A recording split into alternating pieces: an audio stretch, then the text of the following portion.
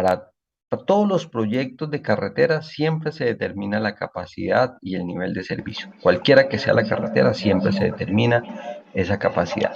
Entonces, todo esto inició en Estados Unidos. Todos los años se reúnen a comienzos de enero una mesa de trabajo que se llama el TRB, ¿sí?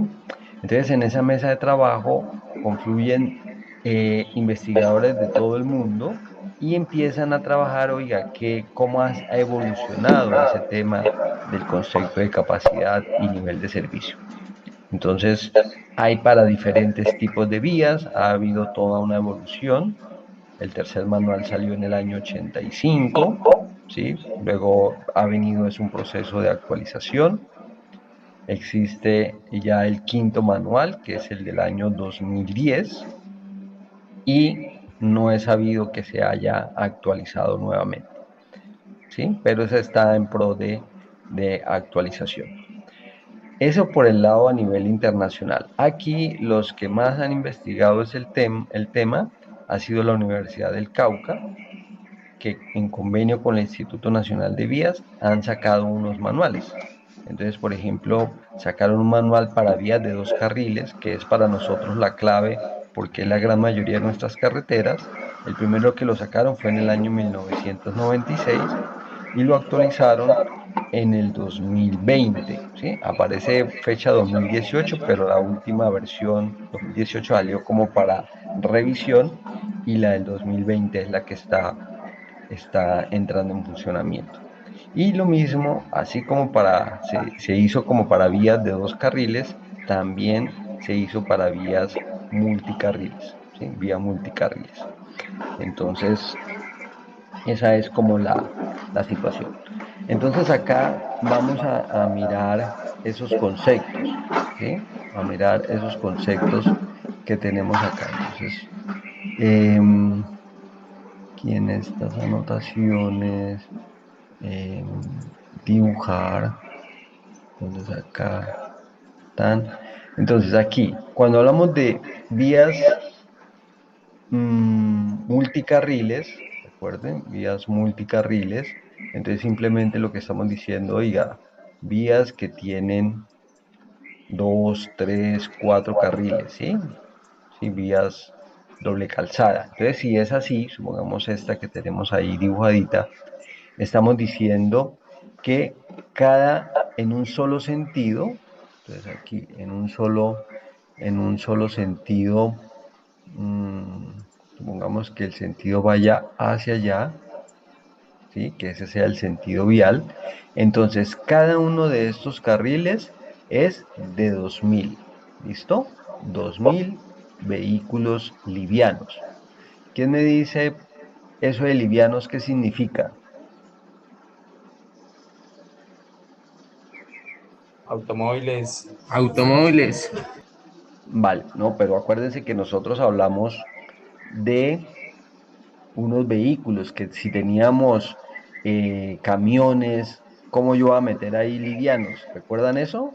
Teníamos buses, camiones, motos. Los ejes. No, señor. ¿Se refiere al peso, profe? ¿Se refiere a qué, perdón? No sé, al peso. Usted dijo que había livianos y pesados. Sí, lo vimos en el capítulo 2. Menor a 5 toneladas.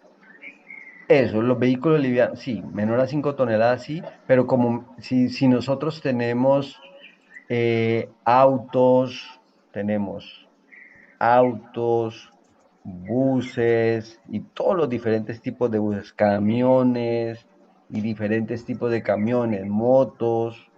Entonces, todo eso que está ahí, todo eso que nosotros vemos ahí, lo convertimos a vehículos, ¿recuerdan? Vehículos, vehículos ligeros, ligeros, equivalentes. Vehículos ligeros equivalentes. Y hacíamos una conversión. ¿Recuerdan o no? Capítulo 2. Vehículos ligeros equivalentes. ¿No recuerdan, chicos? No. Sí, profe. Sí, entonces, esos vehículos ligeros equivalentes son estos mismos vehículos livianos por hora. Esto es muy, muy importante, muy importante. Ayer se les hizo una presentación de un software a los estudiantes de transporte y el profesor les decía, oiga, ¿qué son vehículos ligeros equivalentes? Y nadie se acordaba, ¿sí? Nadie se acordaba porque siempre los software y todo eso lo buscan convertir todo a vehículos livianos por hora, ¿sí? Que son esos mismos vehículos ligeros equivalentes. Entonces, a ver, perdón, yo me salgo de acá porque ese es clave ese concepto de vehículos ligeros equivalentes. Entonces me voy aquí a mis clases, a ver, mis clases. Canciones,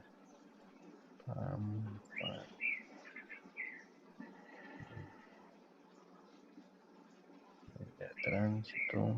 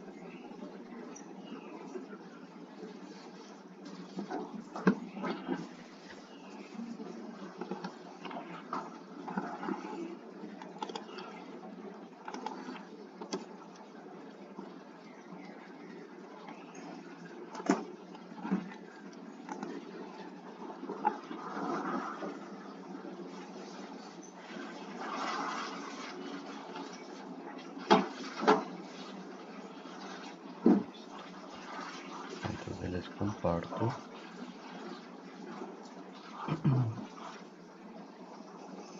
Comparto toda mi pantalla. Listo, y aquí están viéndolo. Entonces decíamos, aforos vehiculares. Entonces aquí están los aforos vehiculares. Contábamos cada periodo de 15 minuticos, autos, taxis, buses, camiones, diferentes tipos de vehículos. Y los convertíamos, uno, vehículos mixtos, que era la sumatoria de esos vehículos que teníamos ahí. Lo mezclábamos todos, mezclábamos motos, carros, y todo lo hemos hecho así en vehículos mixtos. Pero hay momentos en que se requieren, como los manuales, que se requieren trabajar con vehículos equivalentes. Entonces lo llamábamos ADES, lo llamábamos PCEs, como lo llaman los norteamericanos, Passenger Car Equivalent, o sea, vehículos ligeros equivalentes, y los ingleses PCUs, ¿sí? Passenger Car Unit.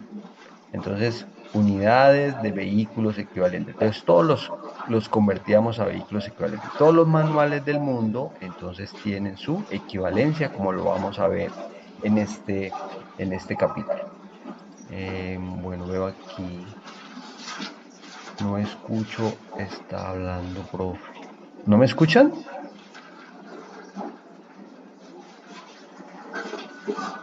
Sí, profe, escuchamos. Así me escuchan, ¿cierto? Es que hay unos chicos que no me están escuchando, tal vez. Ronald. Ronald, ¿me escuchas? Sí. Sí, profe, sí, señor. Ah, bueno, listo, bueno. Entonces, miren, entonces ya tenemos esto que es equivalente. Entonces pasamos otra vez al manual. Entonces aquí en el manual, cuando estábamos aquí en la presentación, ellos lo que hacen es convertir todos esos vehículos a vehículos livianos. ¿Sí? Por eso le llaman así, vehículos livianos. Y lo que estamos diciendo acá es que en vías multicarriles en una sola dirección, entonces lo que estamos teniendo es que cada carril, la capacidad máxima es de 2.000 vehículos livianos por hora. Ahora, en el manual de 1985, o sea, profe, eso ni siquiera había nacido, ustedes me dirán, pero en esa época, ahí se figuraban 2.800 vehículos livianos por hora para carreteras de dos carriles. O sea que en cada carril habían 1.400. ¿Listo? 1.400.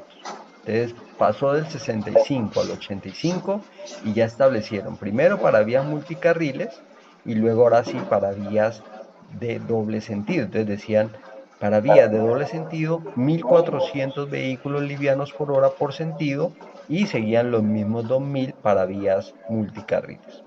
La Universidad del Cauca hizo un estudio por allá en el año 1996 y determinó que no eran estos 2.800, sino que eran 3.200 vehículos livianos por hora para carreteras de dos carriles. ¿Sí? En esa época, estoy hablando año 1996. Entonces, en ese año, pues hicieron la investigación, encontraron esa situación y los norteamericanos ya en el manual del 2020, acogen lo de la Universidad del Cauca y dicen, ah, sí, son 1.600 vehículos hora para carreteras de dos carriles con circulación en ambos sentidos. ¿Sí? Entonces, ahí ya partimos de eso. Entonces, si les pregunto a usted, oiga, muchachos, ¿cuál es la capacidad de una vía de dos carriles en doble sentido?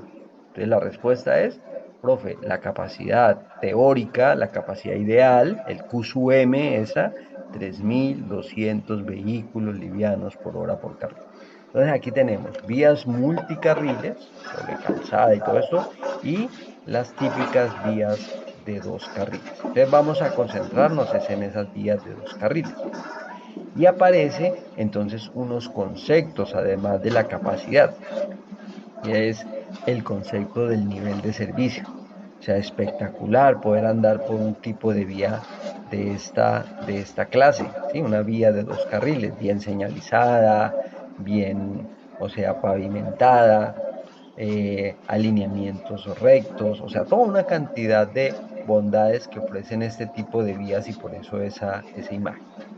Entonces, cuando no se cumple esa capacidad ideal, ¿sí? Ese QSUM, cuando no se cumple, entonces aparecen que hay que ajustarlo con unos factores, ¿sí? Hay que hacer unos factores. El manual nos presenta unos factores de ajuste a si no se cumplen esas condiciones ideales. Entonces, la capacidad bajo esas condiciones ideales que decíamos 3.200 vehículos hora, si no se cumplen las condiciones ideales, empezamos a aplicarles esos factores. Y entonces, ese nivel de servicio me está diciendo cuál es la calidad de esa vía. Si esa vía está a un nivel de servicio A o B, es porque es muy buena calidad. Pero si ya pasamos a niveles de servicio E o F, es ala, quiere decir que esa vía está súper congestionada. Y vamos a diferenciar eso.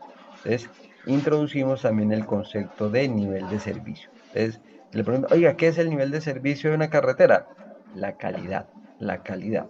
Y entonces nosotros como ingenieros diseñamos vías para que al final del periodo de diseño una vía funcione con nivel de servicio B o C. ¿Sí? O sea, se diseña y la idea es que llegue a B o C. Eso para vías de circulación continua. Entonces, ¿cuáles son las vías de circulación continua?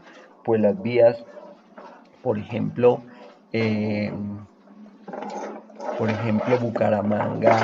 Bucaramanga-San Gil, ¿sí? Una vía de circulación continua, no hay semáforos, no debe haber interrupciones. Ahí me pueden ponchar porque dice, profe, pero están colocando resaltos.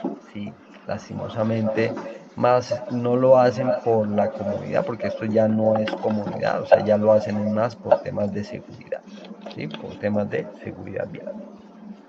Entonces, el manual de capacidad y nivel de servicios divide en tres elementos claros. Uno, hacer análisis de la circulación, o sea, cuál es la operación de esas vías de dos carriles, ¿sí?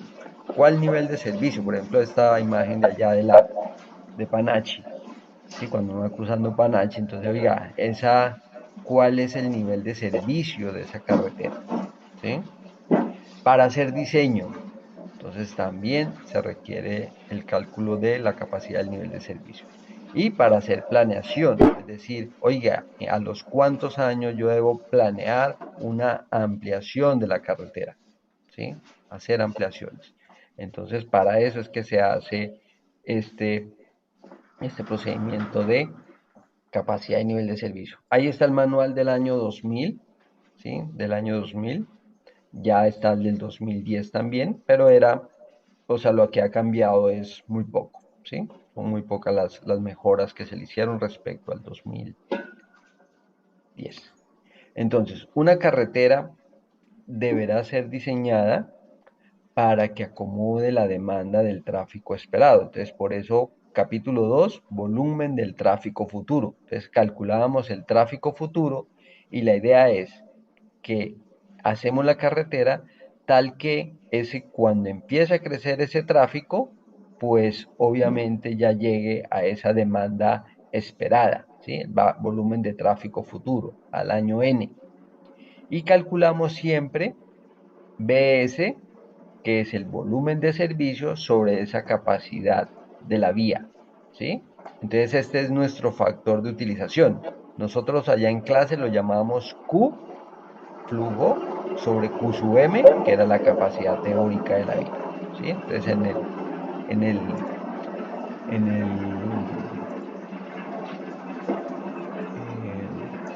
en clases cuando estábamos viendo esta, estos diferentes, decíamos simplemente era eso, ¿no? Q tan sobre Q sub M. ¿Listo? Sobre Q sub M. Esa era como la forma de sacar este factor de uso de la vía. Entonces, así determinamos en el año futuro cuál sería esa capacidad y cuál sería ese nivel de servicio, ¿sí? Esa sería como la situación que tenemos ahí.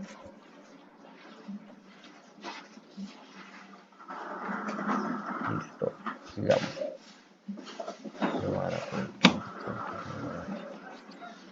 Listo. Entonces ya estamos acá, ya estamos acá, ya estamos acá. Esto ya lo vimos, lo acabamos de terminar de ver en el capítulo anterior. Todo sale de analizar las brechas, los espaciamientos, el intervalo y sacar un modelo. Entonces aquí hay modelos exponenciales, modelos logarítmicos, combinación de ese tipo de ecuaciones y el modelo lineal, que fue el que trabajamos en clase, ¿sí? Entonces, con esta gráfica, que es el modelo, esta gráfica que me permite hacer control en las vías, recuerden que decíamos que de aquí para acá, otra vez voy a volver a usar la herramienta esta, que después se inhabilita. Entonces, de aquí para acá, todo esto ya es considerado un problema de congestión, ¿sí? Congestión. Cuando tenemos aquí flujo versus densidad. Y aquí cuando tenemos velocidad versus flujo, entonces toda esta rama de aquí para acá, todo esto es congestión también, ¿sí? Congestión. Entonces, nosotros buscamos, entonces yo por ejemplo ayer les decía a los muchachos en la evaluación, oiga, calculen la velocidad en la rama estable. Entonces, la rama estable es esta, profe, pero yo no vi eso de rama estable. Entonces, yo les decía, miren, esta es la rama estable, porque les decía, cuando uno traza una recta acá, fíjense que la curva se corta en dos puntos.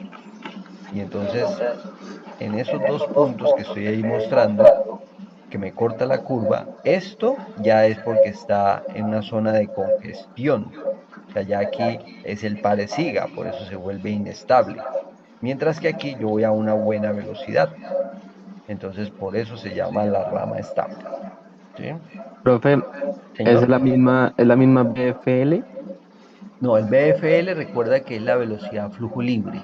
¿Te acuerdas? Que decíamos, esto es BFL, que sería la velocidad a flujo libre, que es con la que empezamos, es la máxima velocidad. ¿Por qué? Pues porque hay muy pocos vehículos en la vía. Como esto es Q es vehículos hora, entonces esto que está acá es a la máxima velocidad que puedo ir a la vía. Entonces, ¿por qué se llama velocidad flujo libre? Porque decíamos, hay personas que van a 100, 120 kilómetros por hora, pero hay otros que dicen, estando la vía vacía, respetan los límites de velocidad y se van a 80.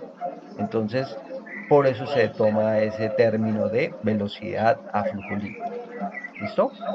Y a medida que van entrando carros, miren, a medida que este Q empieza aquí a aumentar, aumentar, aumentar, aumentar, si esto empieza a aumentar, pues obviamente yo ya no voy a poder andar a esa velocidad, sino que empieza a reducirse.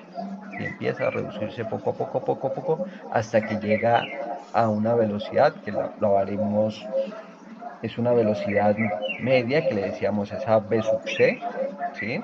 B sub M, que era B sub C medios, B sub M, que es el de la mitad, ¿no? Para ese modelo lineal. ¿Está claro? Sí, señor, profe, sí, señor. Bueno, bueno, listo, entonces sigamos. Entonces, rápido acá.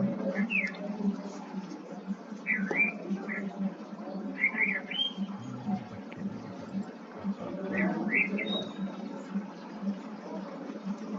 Rápido. Listo. Entonces, en las carreteras de dos carriles, aquí la clave es que tenemos que tener,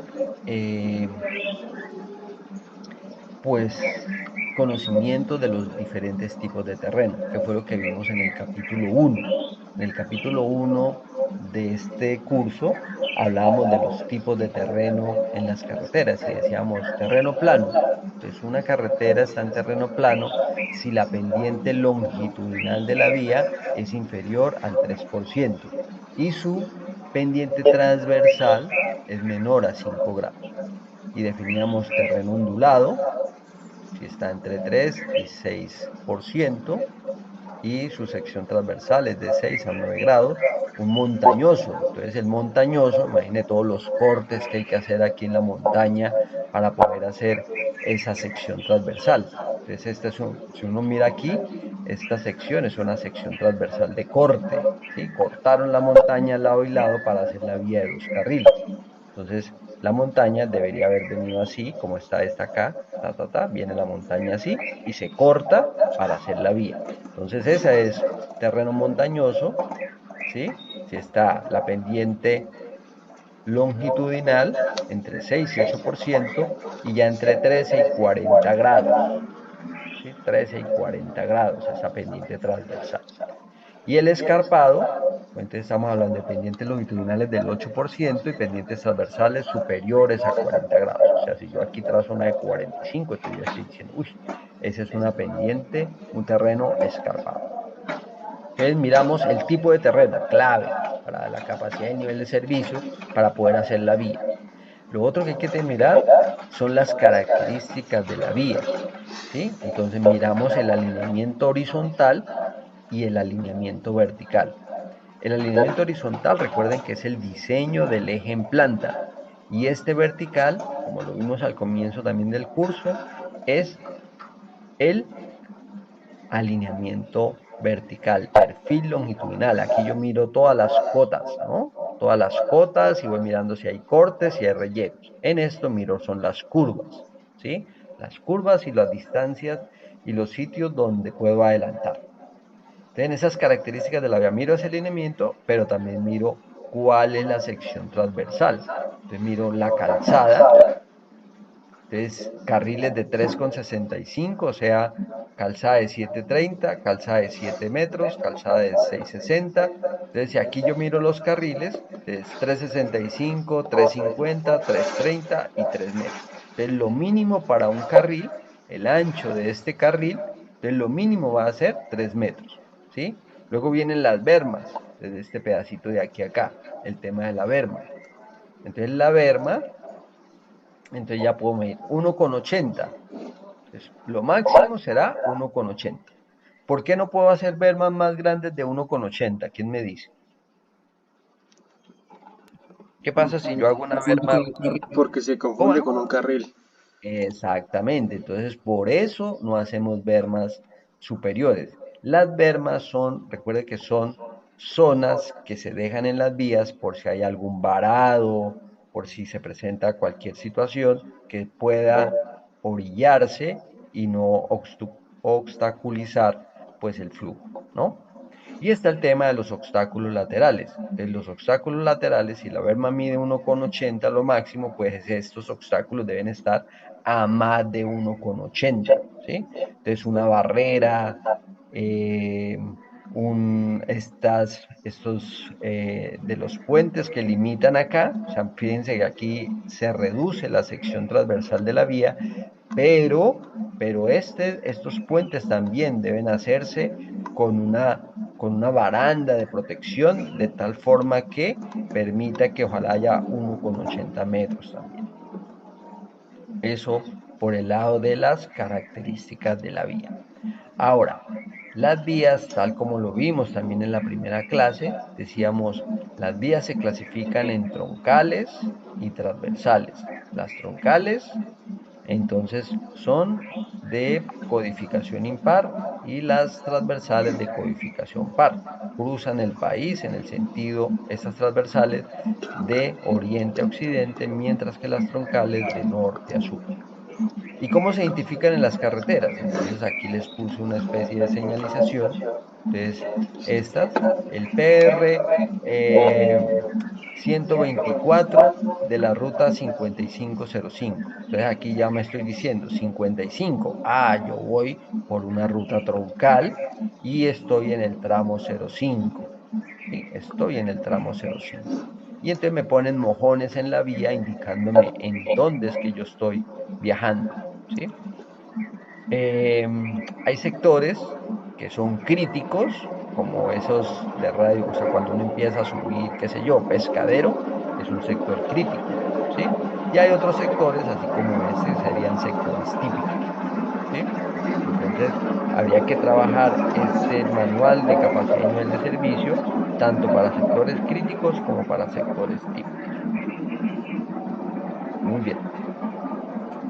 En ese cálculo de la capacidad y nivel de servicio, pues lo que hacen internamente los programas, porque existen programas para calcular esto, es determinar todos los parámetros microscópicos, el paso, la brecha, el espaciamiento, ¿sí? Y con base en eso, entonces de una vez resaltan la importancia de cada uno de los elementos de la vía, ¿sí? Y se vuelve a retomar qué es eso de la velocidad media recorrido, qué son esos factores de corrección que se aplica Y aparece en el manual esta partecita que no aparecía antes, que era el efecto de la tortuosidad del tramo en estudio.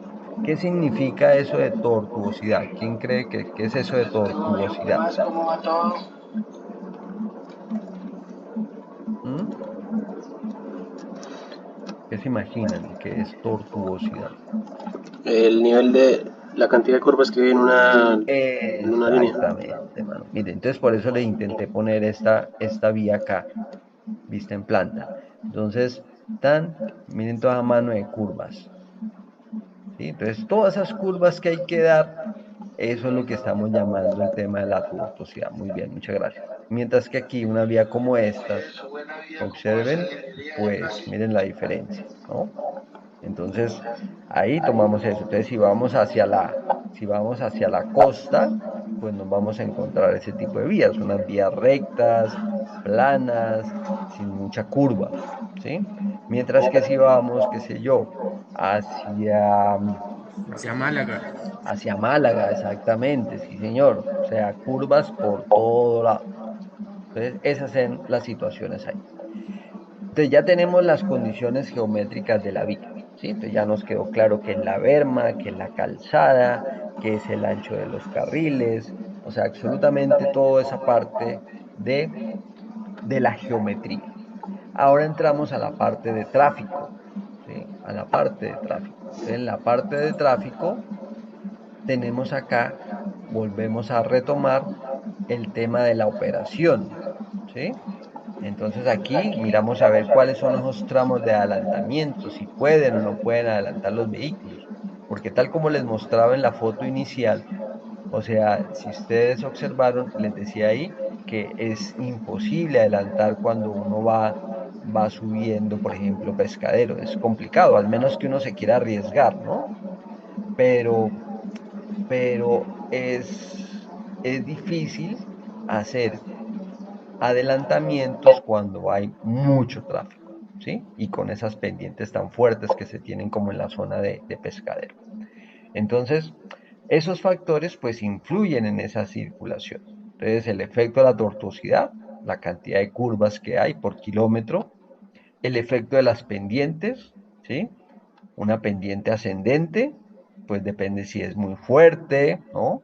10%, 15%, pues ya empiezan los camiones a padecer y intentar adelantar, pues en una vía de dos carriles complicado. Por eso es que hoy en día, y tendemos hacia allá, es hacer dobles calzadas.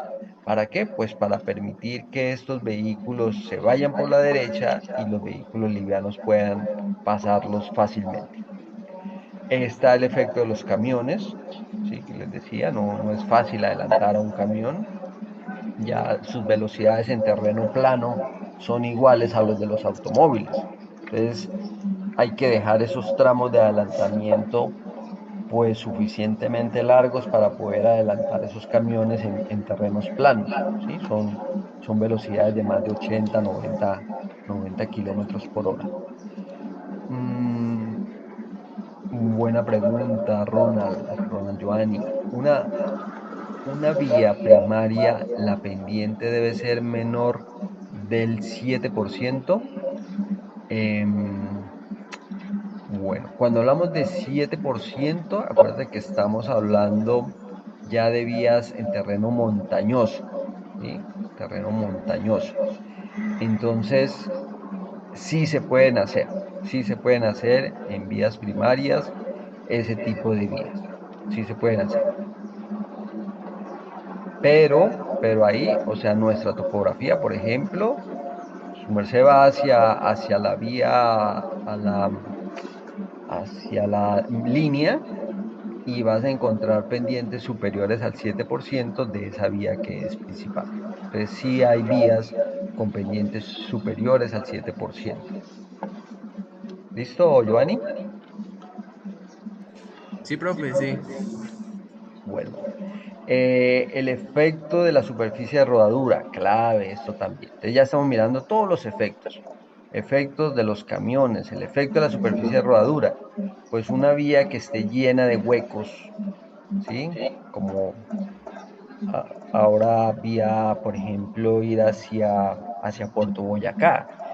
Si ustedes pasan en algún momento por allá, van a encontrar que esa vía está llena de huecos y es una vía concesionada, una vía de esas que el gobierno tiene que cuidar porque por ahí pasa todo el tráfico que va hacia Medellín. Entonces, pero está vuelta a nada, está llena de huecos porque recuerden todo ese problema de Odebrecht, ¿no? Efectos por la interacción vehicular. Entonces, a mayor flujo, pues se van a formar más filas de vehículos, más largas y obviamente generan mayores demoras. Entonces, esas demoras pues reducen ese nivel de servicio. Los efectos de distribución por sentido. En épocas de vacaciones, por ejemplo, la gente que va de Bucaramanga hacia la costa, pues es altísima. Entonces se torna en un sentido de circulación pues más complicado adelantar, mientras que en el otro sentido pues no hay tanto tráfico, ¿no? Entonces también la cantidad de vehículos que van por un sentido es fundamental para determinar esa capacidad y nivel de servicio. Y las zonas de adelantamiento, ¿sí? Entonces, hay zonas que por la cantidad de curvas que se tienen, se prohíbe adelantar y con justa razón. ¿Por qué? Porque uno no debe adelantar en curvas. Entonces, al menos que el radio de la curva le permita a uno esa visibilidad donde pueda hacer la maniobra. Pero lo ideal es no rebase, de no adelantamiento. Digamos. Entonces, hay unos datos de entrada que son el ancho de carril, el ancho de la berma, el tipo de terreno, ¿sí? Y está el tema también de los puentes. Como les decía, los puentes tienden a volver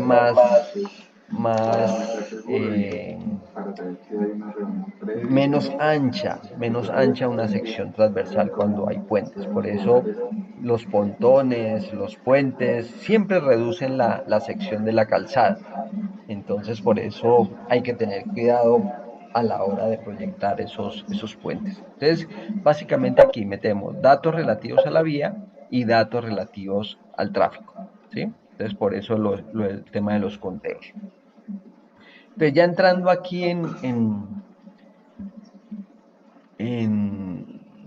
digámoslo así, en el corazón de el método para calcular la capacidad y el nivel de servicio, esos son los datos clave.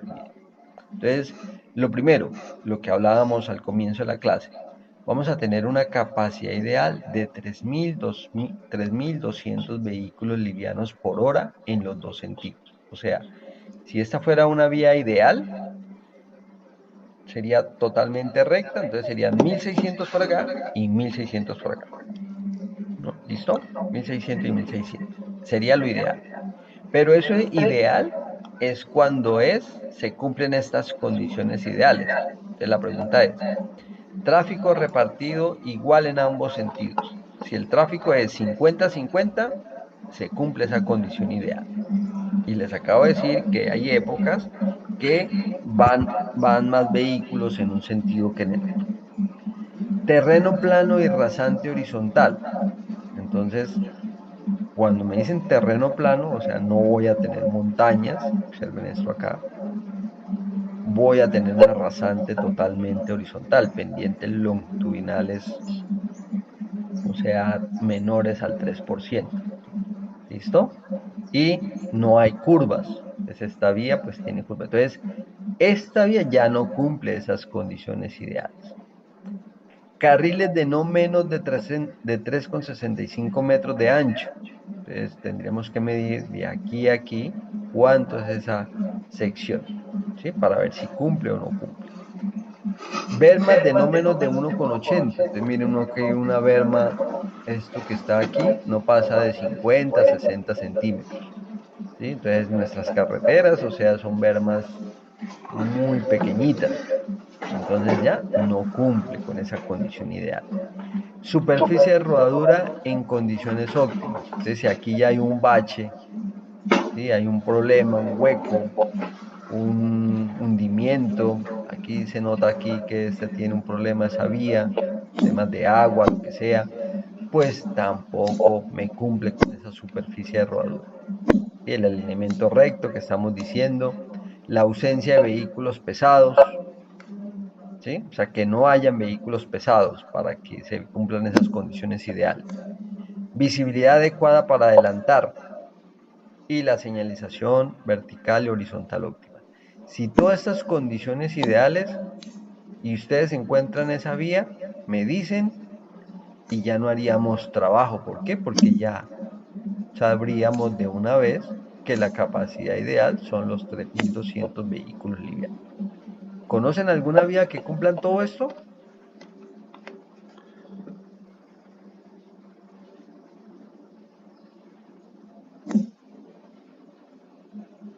¿Mm?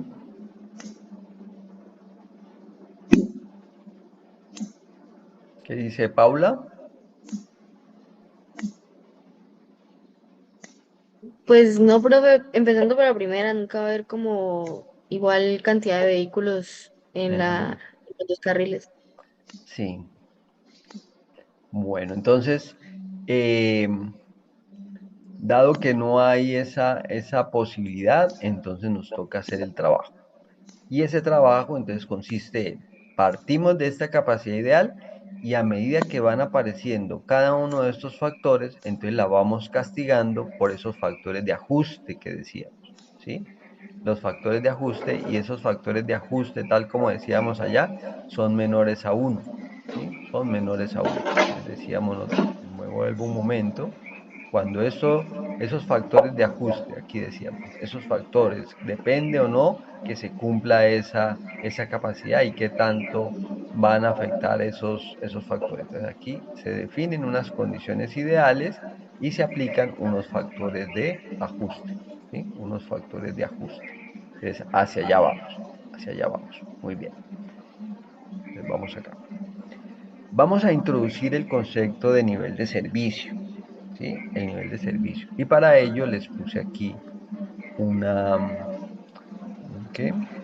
Un ejemplo. Este ejemplo también está ahí en el libro, ¿sí? Aquí simplemente lo que hice fue cambiar un poquito los datos. Dice, las características generales de operación del flujo de tráfico en función de la densidad de congestionamiento. Entonces partíamos de ese modelo lineal. ¿Listo? Ya saben, modelo lineal. Y entonces sacábamos para cada uno de ellos unos parámetros. Entonces, se presenta flujo libre si la densidad está entre 0 y 0.08. Entonces, si nosotros hiciéramos la gráfica, otra vez hiciéramos la gráfica de nuestro modelo lineal, desde aquí, nuestra gráfica tenemos esta y teníamos esta. Entonces aquí la velocidad media espacial y aquí el flujo, ¿no? El flujo. Y entonces decíamos entre las dos que teníamos estas condiciones. ¿Listo? Entonces, si es así, entonces cuando no hay casi vehículos en la vía, estamos en flujo libre y tendríamos estas condiciones. Y así sucesivamente. Y la función que me dan es velocidad media espacial igual a 90 menos 0,9K. ¿Listo? Entonces, desarrollemos ese ejercicio. Entonces, aquí se los voy a presentar. Entonces, partimos de esa velocidad. Entonces, si K vale 0, volvemos a lo mismo. Si K vale 0, B sub E es igual a 90 y me daría la velocidad flujo libre. ¿Sí? Entonces sería 90 la velocidad flujo libre. Y la otra, si B es 0, entonces me quedaría 90 igual a 0,9K. Paso a dividir ese 0,9 y 90 sobre 0,9 me da 100. Total, que la densidad son 100 vehículos por kilómetro. ¿Listo? Entonces aquí ya entramos a desarrollar ese ejercicio.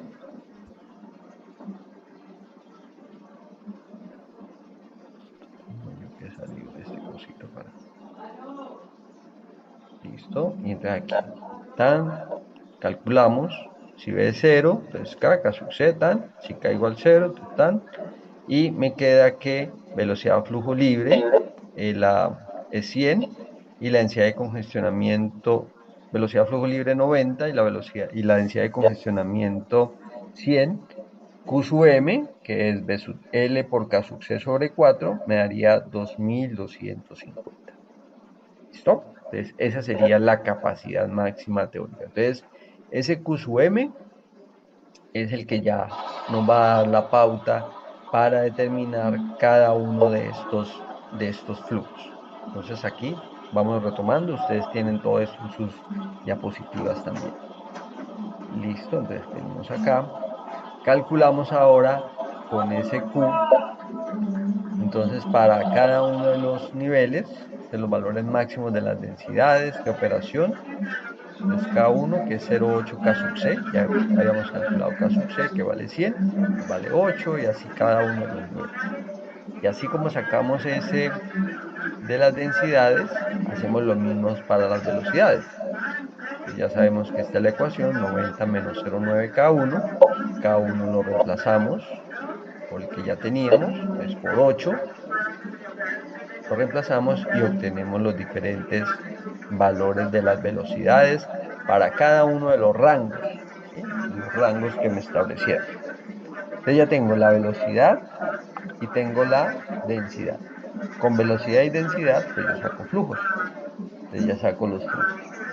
Q1, Q2, en función de esa velocidad y esa densidad. Entonces ya saco los diferentes niveles. Entonces aquí observen que la capacidad ya vamos llegando a esa máxima acá. Entonces, y ya tendríamos lo que se llama el factor de uso de la vía, el Q sub I sobre el Q sub M.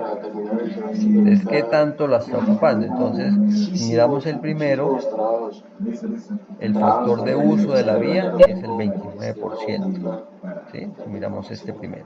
Pero si ya miramos este, observen que ya eso está colapsado en esta. Entonces, una vía donde el Q sub I sobre el Q sub M sea superior a 1, quiere decir que esa vía está saturada, esa vía está congestionada.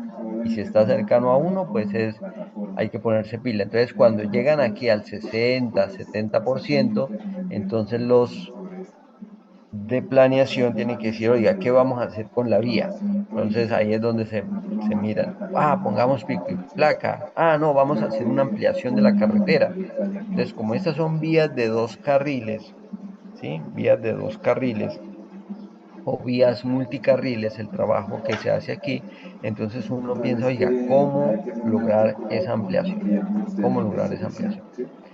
Y ese concepto de nivel de servicio, entonces aquí dibujamos la grafiquita que ustedes ya saben, por 90, se hace esta, y luego se saca para cada uno de los niveles. Entonces yo tengo aquí para el flujo libre, para el flujo estable, para la inestable, para el casi inestable y el totalmente inestable.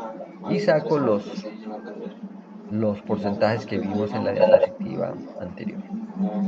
Entonces aquí están las condiciones. Entonces, cuando se hablan de A, es a flujo libre. Entonces miren que estamos acá en esta zona, flujo libre. Entonces va de 90 a este punto para este ejemplo, ¿sí? Flujo libre. Luego ya sigue estable. Bueno, ahorita miramos qué es eso de estable, libre y todo el cuento. Aún estable, casi inestable, inestable y forzado. Yo solamente les voy a pedir es que se aprendan son estos, que el nivel de servicio va desde la A hasta la F, donde la A es el mejor y el F el peor, ¿sí? F el peor. Entonces, cuando hablamos de F es porque estamos aquí en esta rama inestable, ¿sí? Mientras que arriba estamos en la rama estable. ¿No se podía volver a la diapositiva un momento? ¿La devuelvo? Sí, por favor. Esta. ¿La sigo devolviendo o ahí? Ahí.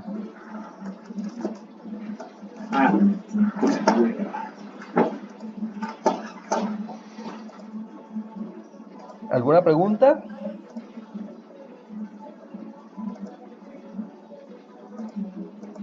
Ya, bro. ¿Pero alguna pregunta, Francisco? No. No, señor. Ah, vale. Listo, bueno. Entonces, sigamos. Pues acá, llegamos acá, graficamos y hacemos eso. Y aquí, entonces, les, les hice aquí unos dibujitos. Entonces ya sabemos. A, lo mejor, pues así verde. B, ya no tan verde como este. C, ya se me pone amarillito. D, ya es un naranja. E, un rojito. Y este, pues ya más un marrón. ¿Sí? Ya más un problema. Entonces, cuando estamos en A, es porque yo casi voy solo en la vía. Entonces, mis velocidades son altas, no me preocupo. ¿Sí? Para una vía de 2 carriles. Entonces, voy aquí, bien. Pero ya cuando está en ese nivel de servicio E o F es porque tengo esta situación. ¿Sí? Es una situación de congestión. Listo. Entonces, ¿cómo definir ese nivel de servicio? Entonces, el nivel de servicio pues es una medida cualitativa, ¿sí? Que mide, como es cualitativa, calidad, en relación en la calidad, con la calidad de operación del flujo vehicular. ¿Sí? Y entonces ya los usuarios perciben si esa vía es buena o es mala. Entonces uno dice, si yo me voy para San Gil, una vía de 2 carriles, mi percepción es que esa vía está pero pésima. ¿Cómo es posible que en una carretera de menos de 100 kilómetros yo me gaste 2, 3 horas para llegar allá? Quiere decir que mis velocidades son muy bajitas, ¿sí? Entonces ahí estoy definiendo el nivel de servicio. Es la percepción de los conductores, de los pasajeros, son los que en últimas toman ese nivel de servicio. Y para tomarlo, pues obviamente nosotros los técnicos tomamos la velocidad, el tiempo de recorrido, el tema de las maniobras para adelantar, el tema de la comodidad referida al tipo de pavimento, por ejemplo, la conveniencia de usar o no usar la vía y el tema de la seguridad vial. ¿Sí? Todos esos elementos cuentan a la hora de definir la percepción. Y en Colombia, ¿sí? En Estados Unidos va hasta la E, ¿sí? De A a la E. Ya la E para ellos es mala, ¿sí? Para nosotros sí, F. Entonces de la A a la F decimos que A, muy buena, nivel de servicio mejor, alta calidad, y F, ya mala, ¿sí? O sea, flujo forzado le llamamos, flujo congestionado. Sigamos. Aquí es el manual que nos presentaba ya en el año 2000, ¿sí?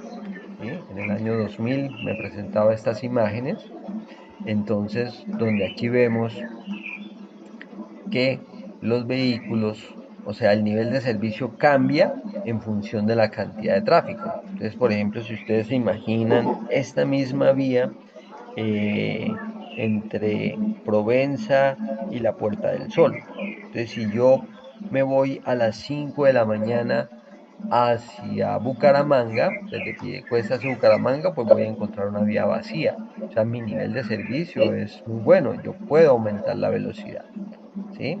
Entonces esas características para definir ese nivel de servicio es que yo estoy andando a flujo libre, la geometría de la vía es adecuada, yo puedo hacer maniobras de adelantamiento fácilmente, tengo una mayor comodidad, la topografía adecuada y unas velocidades que superan los 90 kilómetros por hora. ¿Sí? Esas serían como las características típicas de un nivel de servicio A. Luego ya el nivel de servicio B, entonces observen que ya hay más vehículos en la vía, si hay más vehículos, entonces pues ya no es tan fácil adelantar, entonces ya se reduce un poco, hay unas restricciones a ese flujo libre, ¿sí? La velocidad se disminuye y la libertad y comodidad del conductor es buena. En el C, observen que ya aparecen camiones, ¿sí? Ya empiezan otros vehículos. Entonces ya a las 6:30, 7 de la mañana ya empiezan a aparecer los buses, entonces ya no puedo andar tan fácilmente, ¿sí? Entonces ya el flujo por eso en C ya se le llama estable, hay restricciones en la geometría, aunque el nivel de comodidad y de libertad del conductor es adecuado. En el D, cuando hablamos del D, entonces ya más vehículos, ya es más difícil adelantar, entonces ya se llama de flujo estable, ¿sí? No existe una libertad para conducir a una velocidad deseada y la libertad y comodidad del conductor es deficiente. En D. En E, pues miren eso, más congestionado todavía, la misma tramo de vía, pero más congestionado, y entonces ya las velocidades son bajas, ya no es posible adelantarlo y empieza la velocidad a trabajar en la rama de la inseguridad, ¿sí? Ya uno tiene que estar más cuidadoso, más piloso ahí. Y F, en este caso F, es nivel de servicio forzado, ya congestionado, totalmente congestionado, ya ahí sí, sin palabras, ¿no? Circulación congestionada, ya no puedo adelantar y ese sería el nivel de servicio F, ¿sí? Eso se da en diferentes niveles, eso es determinado nivel de servicio. Aquí entonces tenemos el flujo y aquí tenemos la densidad. Entonces con esta gráfica flujo-densidad, también yo puedo decir dónde hay flujo libre o dónde está el flujo forzado, que era nuestra curva que definíamos al comienzo. También se da en el uso del transporte público, ¿sí? En el uso de los vehículos, también en los peatones. Si yo voy solo y mi espacio es amplio, pues voy en un nivel de servicio A. Si yo ya no puedo andar a una velocidad de cuánto, entonces ya empieza el B, C, D, E y F, pues cuando hay muchos peatones, ¿sí? Aquí esta imagen también me muestra eso. Igual aquí, nivel F, nivel F. Entonces, lo ideal y la tendencia en el mundo es, como estamos en estos niveles de congestión, por eso es que de ahí la necesidad de fortalecer el transporte público, ¿sí? Entonces, sacar toda esa mano de carros, ¿sí? 175, porque normalmente es una persona por vehículo. Entonces, sacar toda esa cantidad de carros y pasarlos a los buses, ¿sí? Entonces, yo puedo vaciar los carriles si paso toda esta cantidad de carros o los conductores de esos carros a dos buses en este caso, ¿sí? O a vehículos, vehículos más amplios, ¿no? Entonces esa es la conversión que se hace. Son imágenes que se toman para valorar que esto ya es insostenible, esta situación es insostenible. Entonces también en el transporte público se está dando y se hace ese análisis de capacidad y nivel de servicio. Entonces la capacidad de las carreteras, pues obviamente, miren la situación versus al del bus. También flujo, velocidad, los buses, trenes, metros, absolutamente en todos también se hace lo mismo. Entonces ya tiempo de parada, el tipo de bus, la circulación en el vehículo, o sea, toda una cantidad de análisis que se hace también en el transporte público para determinar esa capacidad tanto en la plataforma, capacidad de parada, la capacidad en las vías. Entonces, esa sería como la operación. Esto era lo que había antes, ¿sí? O sea, esto en Bogotá, por ejemplo, y aquí en Bucaramanga también. Teníamos en la 15 toda esa cantidad de buses. Entonces, esto no es eficiente, ¿sí? No es eficiente. Y dado que Metrolínea cada vez va peor, pues fíjense ustedes que ya los buses vuelven a reemplazar a lo que era Metrolínea. Entonces estamos retrocediendo fuertemente ahí. Lo más confiable sería este tipo de sistemas, ¿no? Y ahora pues todo el tema también del metro allá en Bogotá. Entonces también se divide la cantidad de pasajeros por nivel de servicio. ¿Listo? Por nivel de servicio. Todos queremos movilizarnos, entonces lo ideal es tener pues un nivel de servicio adecuado. ¿Listo? Aquí también, todo eso también se hace para el tema de transporte público, poder determinar cuál es esa inversión, si se le meten más plata a los buses, ¿sí? Para poder fomentar el uso del transporte público. Bueno, empezamos entonces con el manual de capacidad y nivel de servicio aquí de Colombia. Entonces decíamos, la capacidad ideal, 3.200 vehículos hora, ¿sí? En ambos sentidos. Esa capacidad ideal se va reduciendo si los factores de corrección son menores a 1. Es decir, ¿cuándo son menores a 1? Cuando no se cumplen. Cuando no se cumplen. Entonces aquí trabajamos, buscamos determinar la capacidad real de la vía. ¿Sí? Capacidad real de la vía. Y esa capacidad real de la vía va a ser un producto, una productoria de los costos de operación, perdón, de la capacidad ideal por unos factores de ajuste, por unos factores de ajuste. Entonces, capacidad inicial o capacidad ideal por los factores de ajuste. ¿Cuál es esta capacidad ideal? 3.200.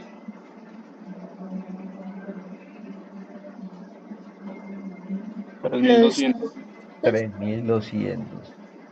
Sí, 3.200, gracias. Entonces, 3.200. Entonces, partimos de 3.200 y empezamos a multiplicarlo por una serie de factores. Desde acá, tenemos acá. El primer factor así. Entonces, tenemos C60, que se llama así. ¿Qué es C60? Para que vayan anotando, por favor. C60 es la capacidad real de la vía sin tener en cuenta las variaciones aleatorias del tráfico. Capacidad real de la vía sin tener en cuenta las variaciones aleatorias del tráfico. Y lo vamos a determinar como la capacidad ideal multiplicado por un factor por la pendiente, factor por pendiente, por un factor de, de distribución. A ver, aquí estamos diciendo capacidad real, C60, sin tener en cuenta las variaciones aleatorias, la capacidad ideal, los 3.200, el factor de corrección por pendiente, ¿sí? Que nos vamos a la tabla número 1, y el factor de corrección por distribución por sentidos, ¿sí? Distribución por sentidos. Y vamos a F sub CB, que sería el factor de corrección por el efecto combinado del ancho del carril y la verga. Y vamos al factor de corrección por la presencia de vehículos pesados, ¿sí? Sobre todo en pendientes ascendentes, Entonces, ese serían los valores a considerar. Y aquí están los factores. Entonces, ustedes deben tener una tabla, ¿listo? Una tabla para poder seguir. Entonces, no sé cómo nos organizamos acá para que ustedes me vayan siguiendo. Entonces, dejo de compartir aquí. Me voy a meter al Moodle. Voy a buscar aquí el Moodle. Entonces, acá. Para que ustedes me sigan.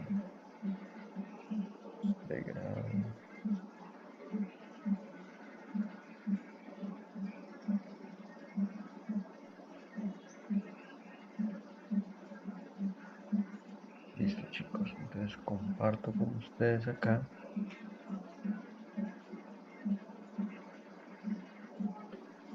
Y aquí comparto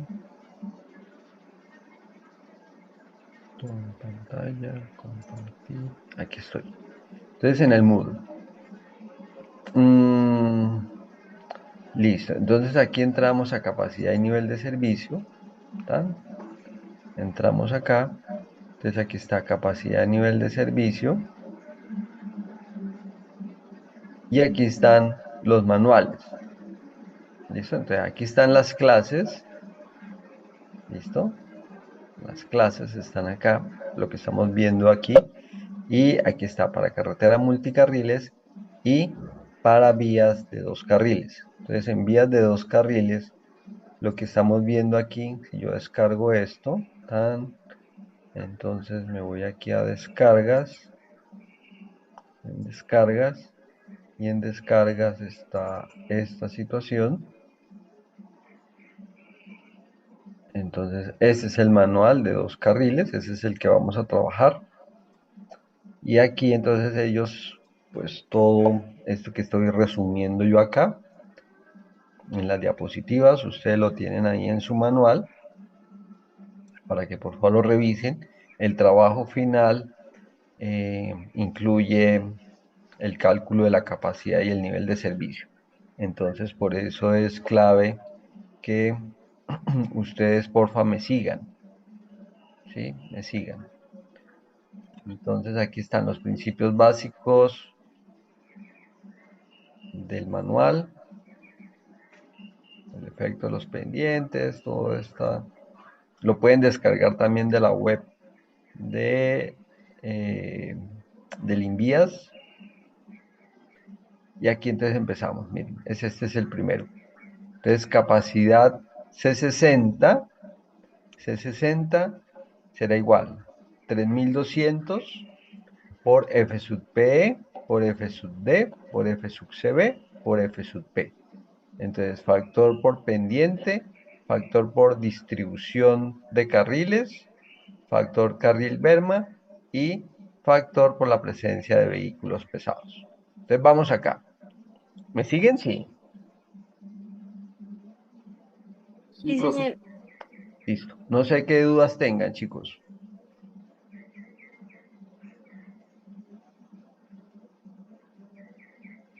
¿Alguna duda? Entonces, vamos a hacer lo siguiente si les parece. Vamos a tomarnos que unos 10 minuticos.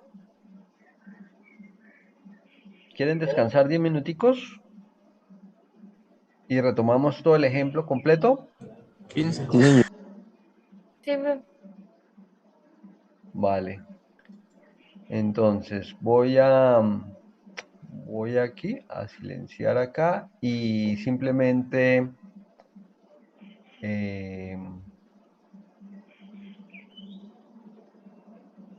y nos vemos en 10 minuticos. Son las 10:27 a las 10:37. Bueno, Sí, Listo, profe. bro.